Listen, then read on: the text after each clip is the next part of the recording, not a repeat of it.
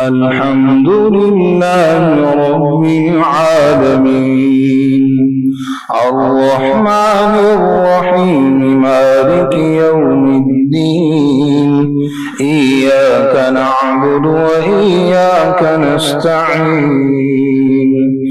اهدنا الصراط المستقيم صراط الذين أنعمت عليهم غير المغضوب عليهم ولا الضالين.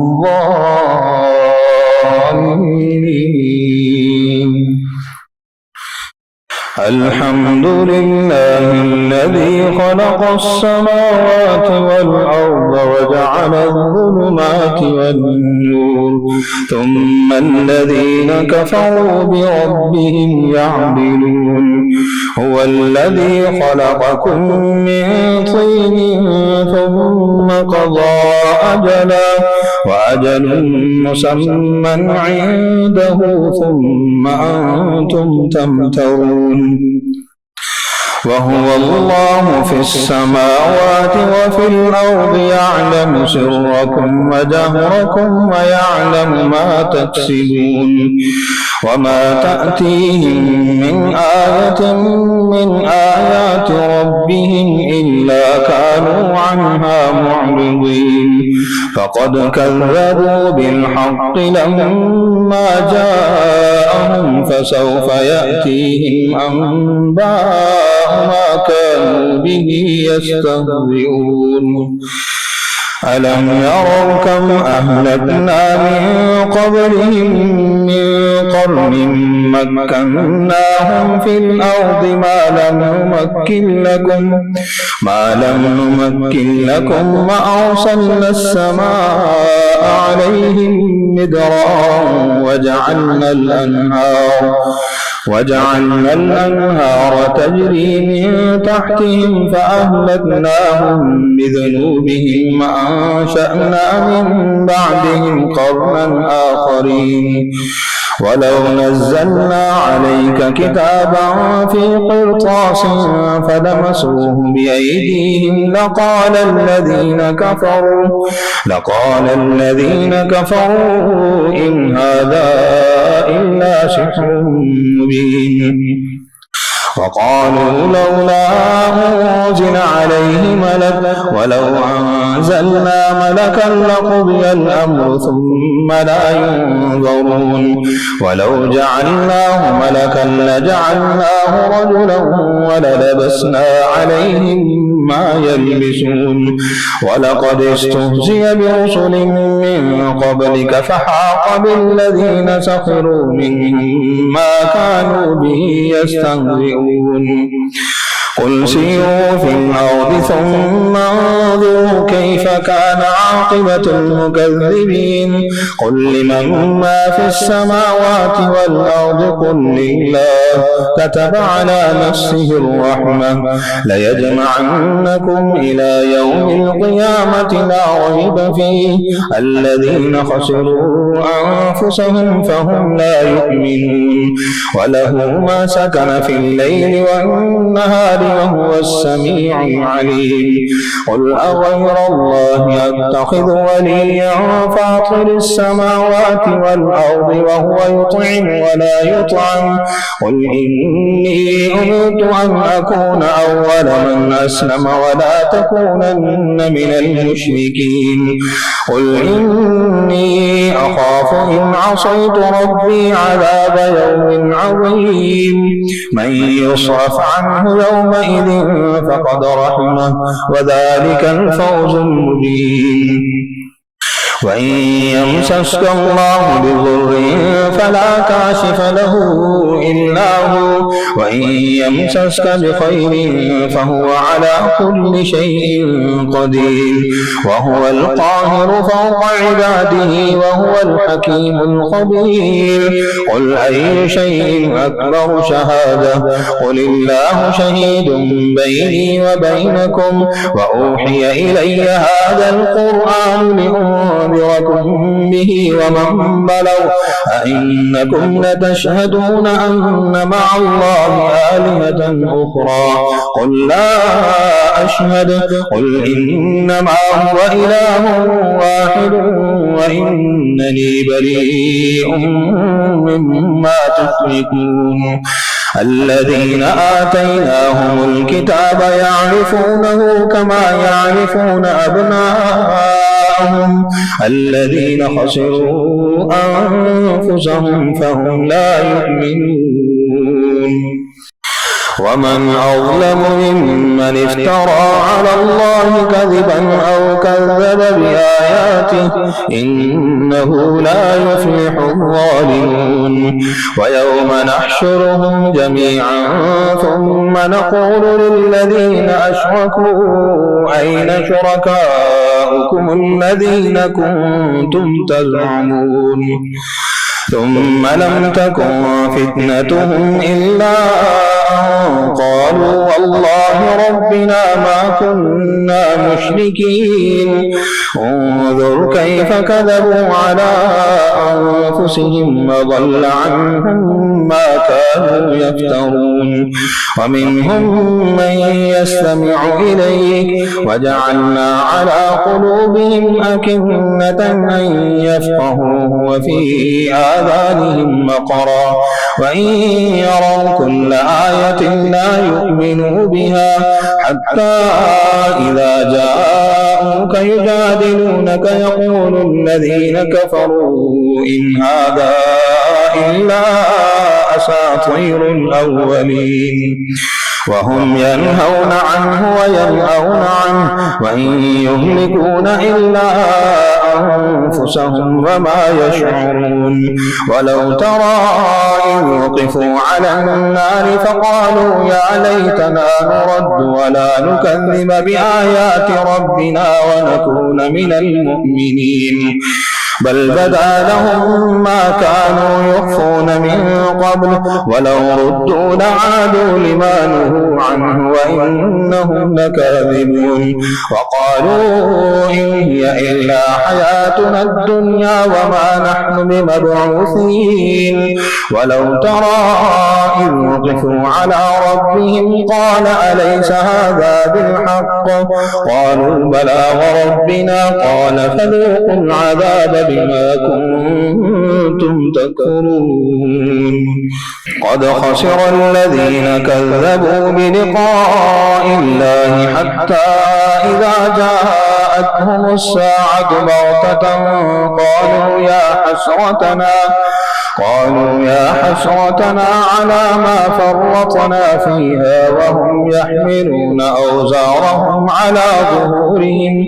ألا ساء ما يزرون وما الحياة الدنيا إلا لعب وللدار الآخرة خير للذين يتقون أفلا تعقلون قد نعلم إنه ليحزنك الذي يقولون فإنهم لا يكذبونك ولكن الظالمين بآيات الله يجحدون ولقد كذبت رسل من قبلك فصبروا على ما كذبوا وأوذوا حتى أتاهم نصرنا ولا مبدل لكلمات الله ولقد جاءك من نبأ المرسلين وإن كان كبر عليك إعراضهم فإن استطعت أن تبتغي نفقا في الأرض أو سلما في السماء فتأتيهم بآية ولو شاء الله لجمعهم على الهدى فلا تكونن من الجاهلين إنما يستجيب الذين يسمعون والموتى يبعثهم الله ثم إليه يرجعون وقالوا لولا نزل عليه آية من ربه قل إن الله قادر على أن ينزل آية ولكن أكثرهم لا يعلمون وما من دابة في الأرض ولا طائر يطير بجناحيه إلا أمثالكم ما فرطنا في الكتاب من شيء ثم إلى ربهم يحشرون والذين كذبوا بآياتنا صم وبكم في الظلمات من يشاء الله يضلله ومن يشاء يجعله على صراط مستقيم قل أرأيتكم إن أتاكم عذاب الله أو أتتكم الساعة أغير الله تدعون إن كنتم صادقين بل إياه تدعون فيكشف ما تدعون إليه إن شاء وتنسون ما تشركون ولقد أرسلنا إلى من قبلك فأخذناهم بالبأساء والضراء لعلهم يتضرعون فلولا إذ جاءهم بأسنا تضرعوا ولكن قست قلوبهم وزين لهم الشيطان ما كانوا يعملون فلما نسوا ما ذكروا به فتحنا عليهم أبواب كل شيء حتى إذا فرحوا بما أوتوا أخذناهم بغتة فإذا هم مبلسون فقطع دابر القوم الذين ظلموا والحمد لله رب العالمين قل أرأيتم إن أخذ الله سمعكم وأبصاركم وختم على قلوبكم من إله غير الله يأتيكم به انظر كيف نصرف الآيات ثم هم يصدفون قل أرأيتكم إن أتاكم عذاب الله بغتة أو جهرة هل يهلك إلا القوم الظالمون وما نرسل المرسلين إلا مبشرين ومنذرين فمن آمن وأصلح فلا خوف عليهم ولا هم يحزنون والذين كذبوا بآياتنا يمسهم العذاب بما كانوا يفسقون قل لا أقول لكم عندي خزائن الله ولا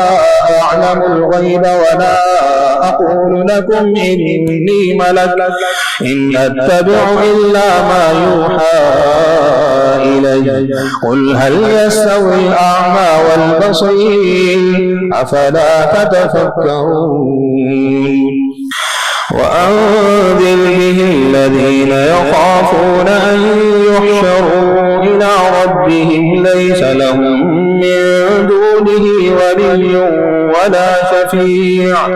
من دونه ولي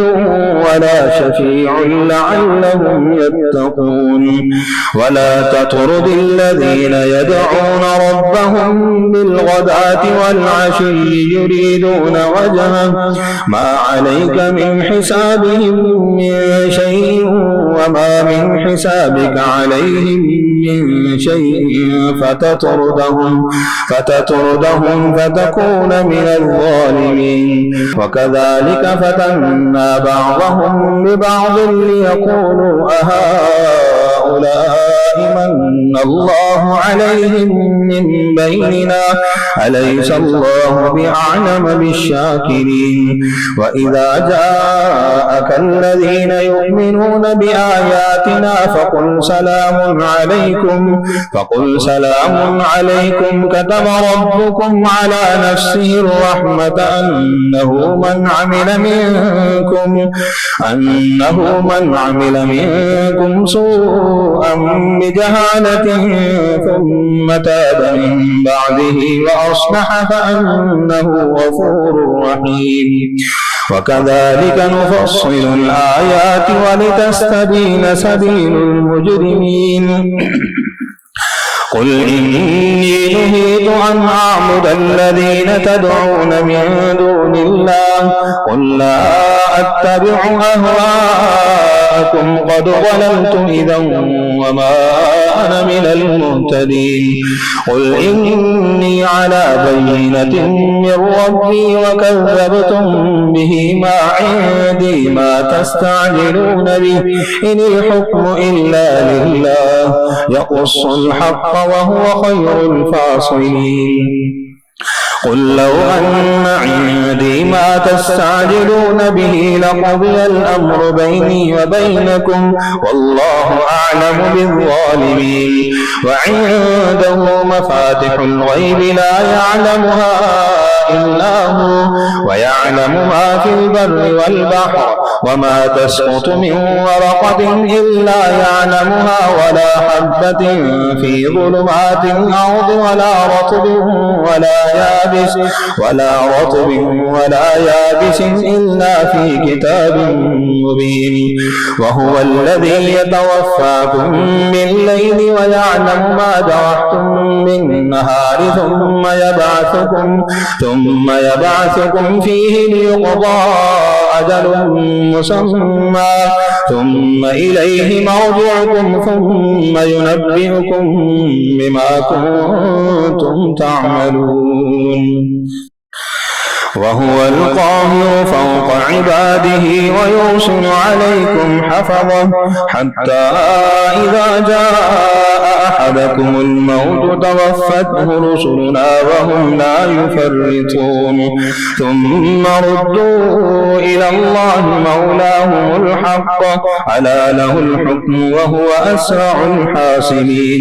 قل من ينجيكم من ظلمات البر والبحر تدعونه تضرعا وخفيا لئن أنجانا من هذه لنكونن من الشاكرين قل الله ينجيكم منها ومن كل كرب ثم أنتم تشركون قل هو القادر على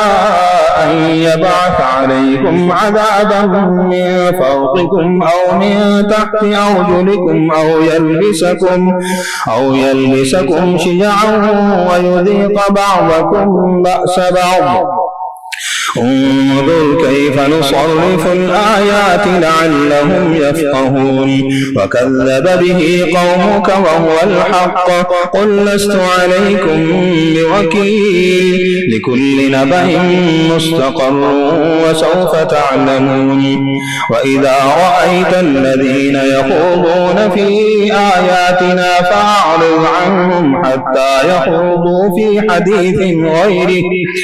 وإما ينسينك الشيطان فلا تقعد بعد الذكرى مع القوم الظالمين وما على الذين يتقون من حسابهم من شيء ولكن ذكرى لعلهم يتقون وذر الذين اتخذوا دينهم لعبا ولهوا وغرتهم الحياة الدنيا وذكر به أن تبصر نفس بما كسبت ليس لها من دون الله ولي ولا شفيع وإن تعدل كل عدل لا يؤخذ منها أولئك الذين أبصروا بما كسبوا لهم شراب من حميم وعذاب أليم بما كانوا يكفرون قل أندعو من دون الله ما لا ينفعنا ولا يضرنا ونرد على أعقابنا بعد إذ هدانا الله كالذي استهوته الشياطين في الأرض حيران له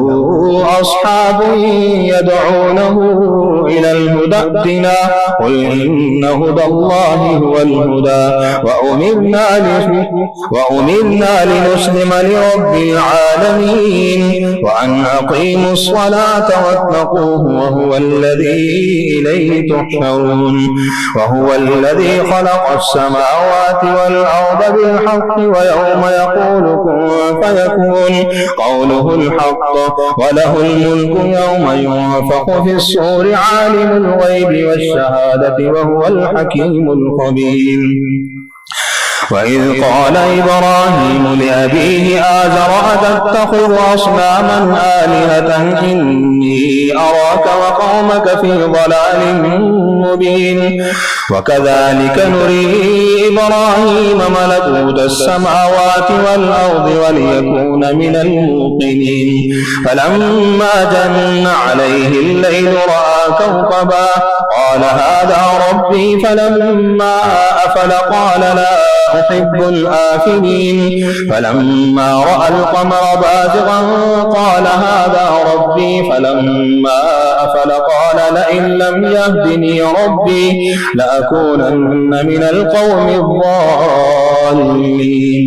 فلما رأى الشمس بازغة قال هذا ربي هذا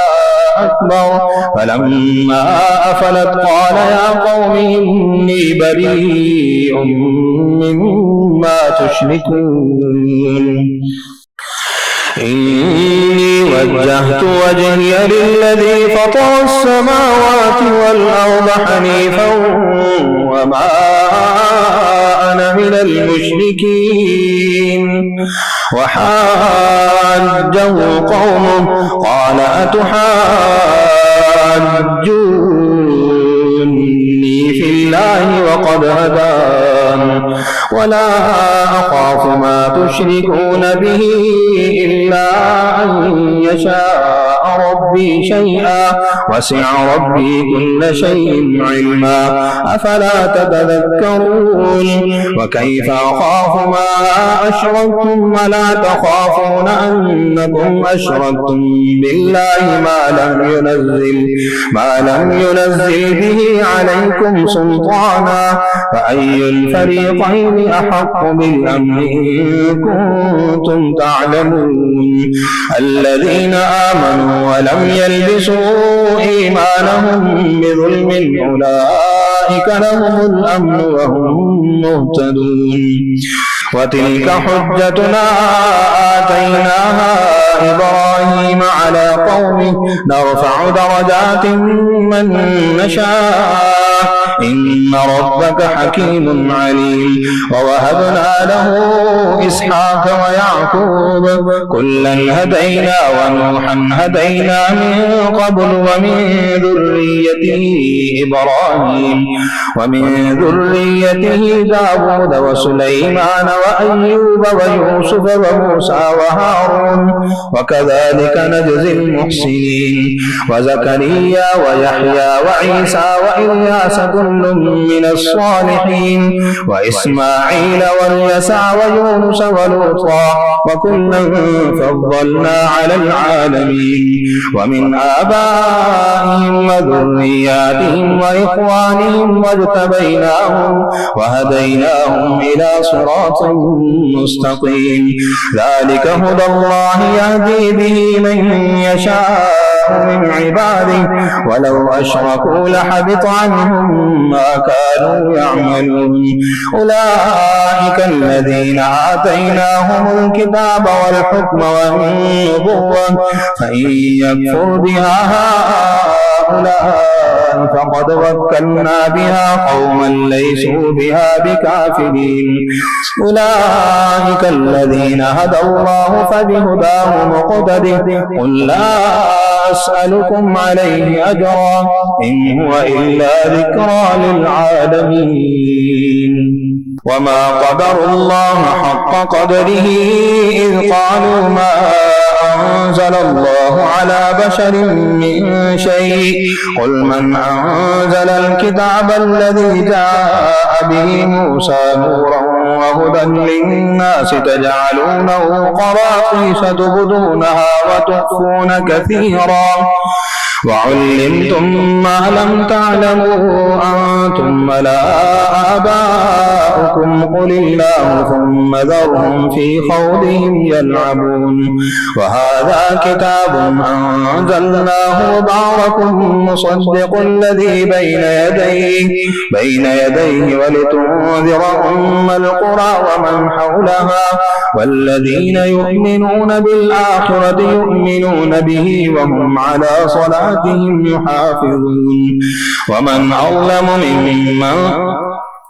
ومن أظلم ممن افترى على الله كذبا أو قال أوحي إلي ومن قال سأنزل مثل ما أنزل الله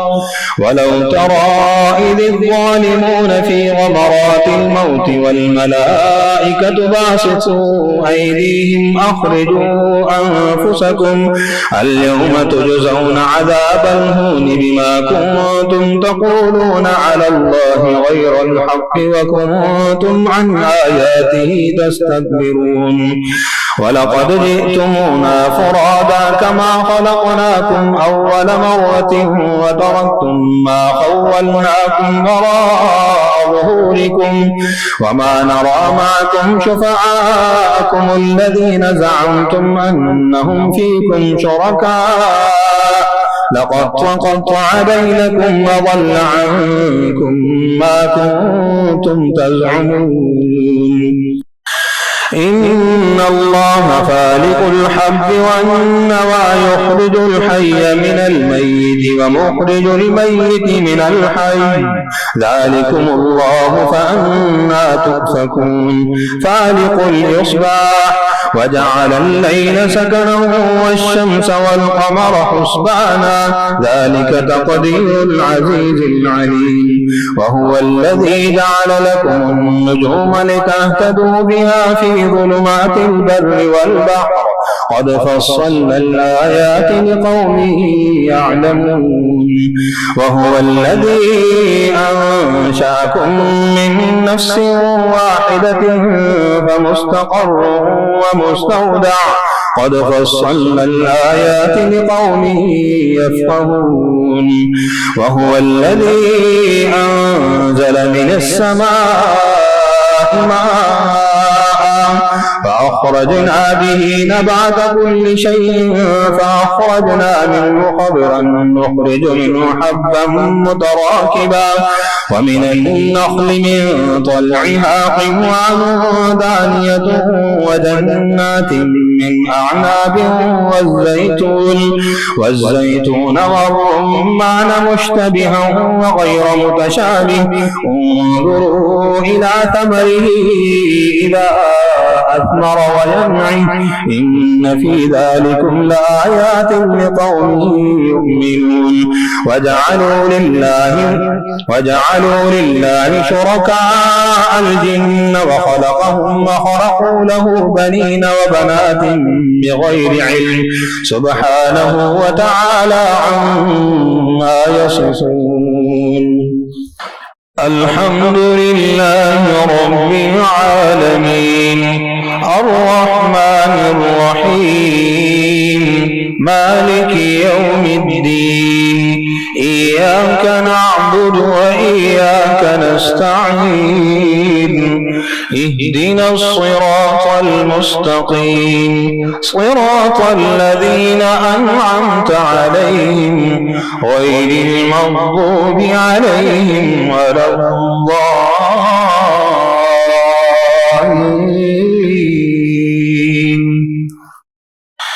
بديع السماوات والأرض أنى يكون له ولد ولم تكن له صاحبة وخلق كل شيء وهو بكل شيء عليم ذلكم الله ربكم لا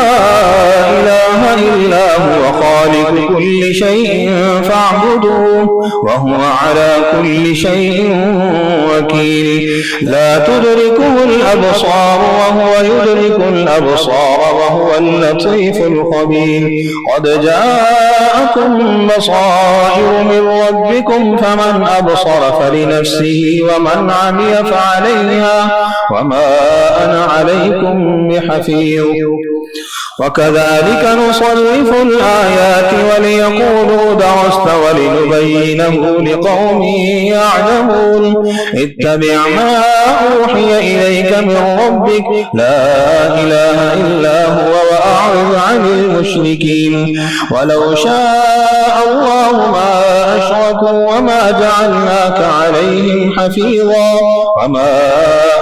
أنت عليهم بوكيل ولا تسبوا الذين يدعون من دون الله فيسبوا الله عدوا بغير علم كذلك زينا لكل أمة عملهم ثم إلى ربهم مرجعهم فينبئهم بما كانوا يعملون وأقسموا بالله جهد أيمانهم لئن جاءتهم آية ليؤمنن بها قل إنما الآيات عند الله وما يشعركم أنها إذا جاءت لا يؤمنون ونقلب أفئدتهم وأبصارهم كما لم يؤمنوا به أول مرة ونذرهم في طغيانهم يعمهون ولو أننا نزلنا إليهم الملائكة وكلمهم الموتى وحشرنا عليهم كل شيء قبلا ما كانوا ليؤمنوا إلا أن يشاء الله ولكن أكثرهم يجهلون وكذلك جعلنا لكل نبي عدوا شياطين الإنس والجن يوحي بعضهم إلى بعض زخرف القول غرورا ولو شاء ربك ما فعلوه فذرهم وما يفترون ولتصغى إليه أفئدة الذين لا يؤمنون بالآخرة وليقترفوا ما هم مقترفون أفغير الله أبتغي حكما وهو الذي أنزل إليكم الكتاب مفصلا والذين آتيناهم الكتاب يعلمون أنه منزل من ربك بالحق فلا تكونن من الممترين وتمت كلمة ربك صدقا وعدلا لا مبدل لكلماته وهو السميع العليم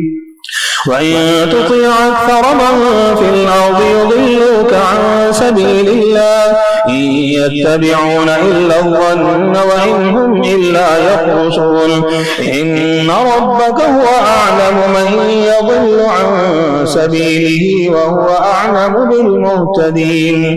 فكلوا مما ذكر اسم الله عليه إن كنتم بآياته مؤمنين وما لكم ألا تأكلوا مما ذكر اسم الله عليه وقد فصل لكم ما حرم عليكم إلا ما اضطررتم إليه وإن كثيرا ليضلون بأهوائهم بغير علم إن ربك هو أعلم بالمعتدين وذروا ظاهر الإثم وباطنه إن الذين يكسبون الإثم سيجزون بما كانوا يقترفون وما لكم ولا تأكلوا مما لم يذكر اسم الله عليه وإنه لفسق وإن الشياطين ليوحون إلى أوليائهم ليجادلوكم وإن أطعتموهم إنكم لمشركون أومن كان ميتا فأحييناه وجعلنا له نورا يمشي به في الناس كمن مثله في الظلمات ليس بخارج منها كذلك زين للكافرين ما كانوا يعملون وكذلك جعلنا في كل قرية أكابر مجرميها ليمكروا فيها وما يمكرون إلا بأنفسهم وما يشعرون وإذا جاءتهم آية قالوا لن نؤمن حتى نؤتى مثل ما أوتي رسل الله الله أعلم حيث يجعل رسالته سيصيب الذين أجرموا صغار عند الله وعذاب شديد بما كانوا يمكرون فمن يرد الله أن يهديه يشرح صدره للإسلام ومن يرد أن يضله يجعل صدره ضيقا حرجا كأنما يصعد في السماء كذلك يجعل الله الرجس على الذين لا يؤمنون وهذا صراط ربك مستقيما قد فصلنا الآيات لقوم يذكرون لهم دار السلام عند ربهم وهو وليهم بما كانوا يعملون ويوم يحشرهم جميعا يا معشر الجن قد استكثرتم من الإنس وقال أولياؤهم من الإنس ربنا استمتع بعضنا ببعض وبلغنا أجلنا الذي أجلت لنا قال النار مثواكم خالدين فيها إلا ما شاء الله إن ربك حكيم عليم وكذلك نولي بعض الظالمين بعضا بما كانوا يكسبون يا معشر الجن والإنس ألم يأتكم رسل منكم يقصون عليكم آياتي وينذرونكم لقاء يومكم هذا قالوا شهدنا على أنفسنا وغرتهم الحياة الدنيا وشهدوا على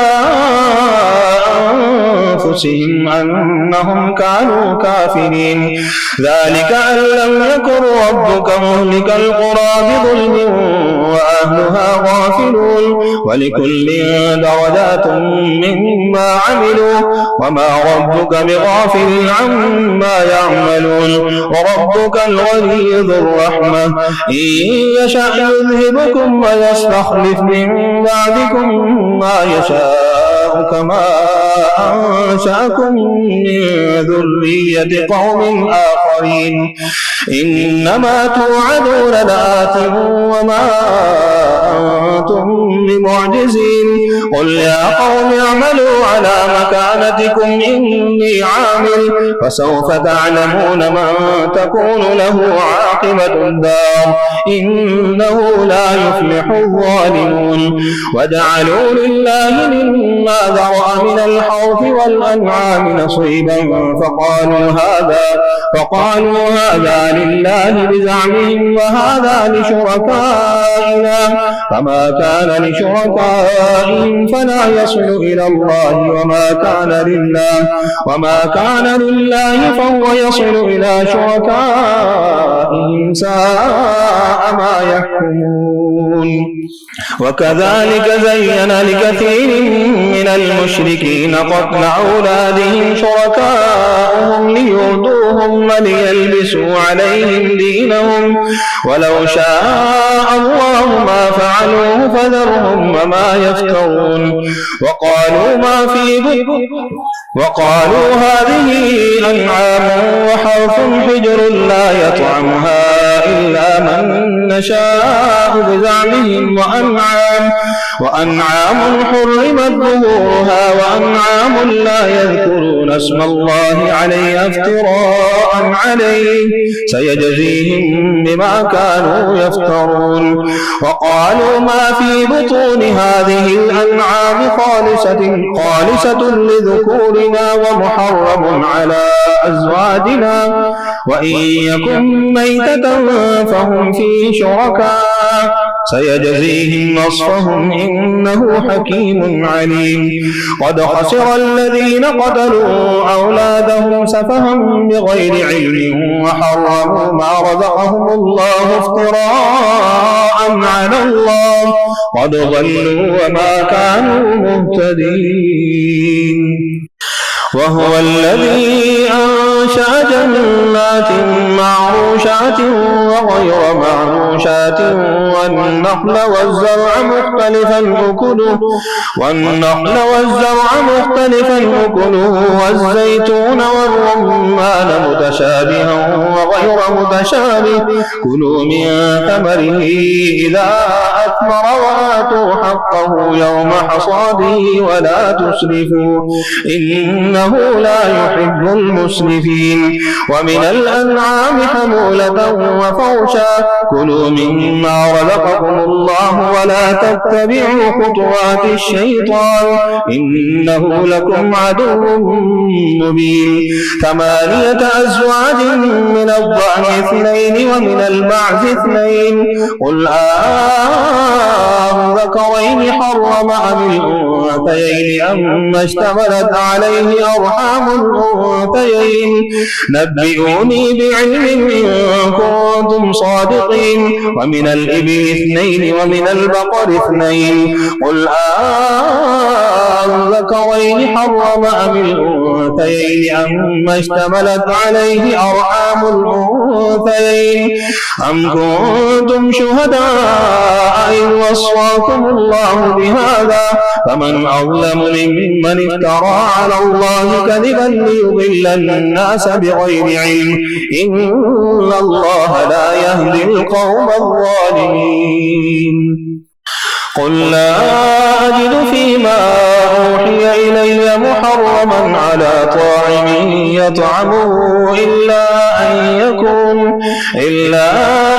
يكون ميتة أو دما مسفوحا أو لحم خنزير فإنه رجس أو فسقا أهل لغير الله به فمن اضطر غير باغ ولا عاد فإن ربك غفور رحيم وعلى الذين هادوا حرمنا كل ذي ظفر ومن البقر والغنم حرمنا عليهم شحومهما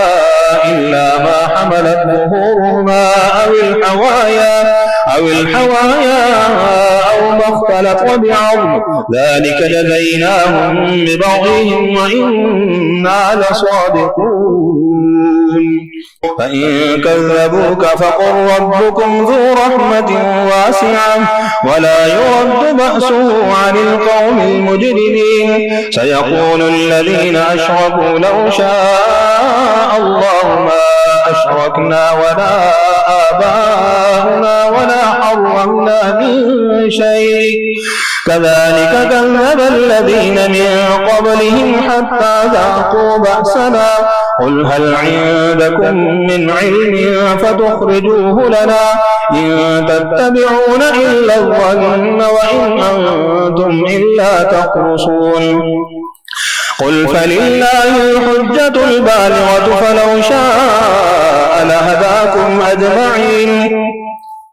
فلو شاء لهداكم أجمعين قل هلم شهداءكم الذين يشهدون أن الله حرم هذا فإن شهدوا فلا تشهد معهم ولا تتبع أهواء الذين كذبوا بآياتنا والذين لا يؤمنون بالآخرة وهم بربهم يعدلون قل تعالوا أتل ما حرم ربكم عليكم ألا تشركوا به شيئا وبالوالدين إحسانا ولا تقتلوا أولادكم من إملاق نحن نرزقكم وإياهم ولا تقربوا الفواحش ما ظهر منها وما بطن ولا تقتلوا النفس التي حرم الله إلا بالحق ذلكم وصاكم به لعلكم تعقلون ولا تقربوا مال اليتيم إلا بالتي هي أحسن أحسن حتى يبلغ أشده وأوفوا الكيل والميزان بالقسط لا نكلف نفسا إلا وسعها وإذا قلتم فاعدلوا ولو كان ذا قربى وبعهد الله أوفوا ذلكم وصاكم به لعلكم تذكرون وأن هذا صراطي مستقيما فاتبعوه ولا تتبعوا السبل فتفرق بكم عن سبيله ذلكم وصاكم به لعلكم تتقون ثم آتينا موسى الكتاب تماما على الذي أحسن وتفصيلا لكل شيء وهدى ورحمة لعلهم بلقاء ربهم يؤمنون وهذا كتاب أنزلناه مبارك فاتبعوه واتقوا لعلكم ترحمون أن تقولوا إنما أنزل الكتاب على طائفتين من قبلنا وإن كنا عن دراستهم لغافلين أو تقولوا لو أنا أنزل علينا الكتاب لكنا أهدى منهم فقد جاءكم بينة من ربكم وهدى ورحمة فمن أظلم ممن كذب بآيات الله وصدف عنها سنجزي الذين يصدفون عن آياتنا سوء العذاب بما كانوا يصدفون هل ينظرون إلا أن تأتيهم الملائكة أو يأتي ربك أو يأتي بعض آيات ربك يوم يأتي بعض آيات ربك لا ينفع نفسا إيمانها لم تكن آمنت من قبل أو كسبت في إيمانها خيرا قل انتظروا إنا منتظرون إن الذين فرقوا دينهم وكانوا شيعا لست منهم في شيء إنما أمرهم إلى الله ثم ينبئهم بما كانوا يفعلون من جاء بالحسنة فله عشر أمثالها ومن جاء بالسيئة فلا يجزى إلا مثلها وهم لا يظلمون قل إنني هداني ربي إلى صراط مستقيم دينا قيما ملة إبراهيم حنيفا وما كان من المشركين قل إن صلاتي ونسكي ومحياي ومماتي لله رب العالمين لا شريك له وبذلك أمرت وأنا أول المسلمين قل أغير الله أبغي ربا وهو رب كل شيء ولا تكسب كل نفس إلا عليها ولا تزر وازرة وزر أخرى ثم إلى ربكم مرجعكم فينبئكم بما كنتم فيه تختلفون وهو الذي جعلكم خلائف الأرض ورفع بعضكم فوق بعض درجات ليبلوكم فيما آتاكم إن ربك سريع العقاب وإنه لغفور رحيم